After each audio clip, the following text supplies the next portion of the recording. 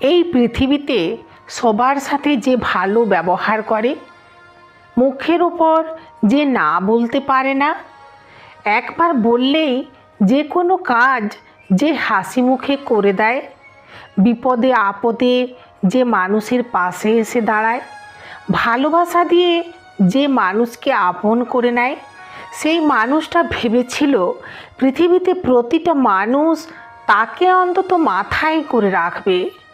সে ভেবেছিল ভালো ব্যবহার দিয়ে মানুষের অন্তর একদিন সে জিতে নেবেই।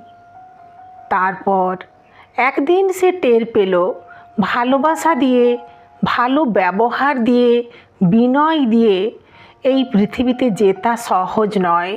কারণ ভালোবাসা, সততা, সহযোগিতা, বিনয়ের মতো মহৎ গুণগুলোকে মানুষ ভেবে নেয় ওগুলো তার দুর্বলতা।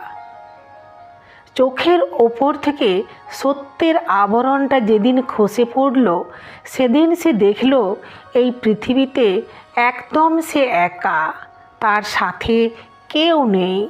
সরলতার সুযোগ নিয়ে মানুষ সবার আগে তাকেই ঠকিয়ে দিয়ে গেছে।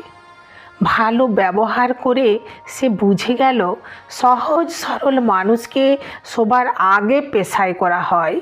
নরম সুরে যে কথা বলে, ঔদ্ধত্য দিয়ে তাকেই সবার আগে দমিয়ে দেওয়া হয়। কথার পিঠে যে রূঢ় ভাষায় জবাব দিতে পারল না, উল্টে তাকেই আসামি বানিয়ে দেওয়া হয়। দোষ না করেও দোষী হতে হয়। ভালো মানুষদের পৃথিবীটা বড্ড কঠিন। কি জানি ঈশ্বরের কেমন বিচার। তিনি নরম হৃদয় দিয়েছেন, হৃদয় উজাড় করে ভালোবাসা বিলিয়ে দিতেও শিখিয়েছেন।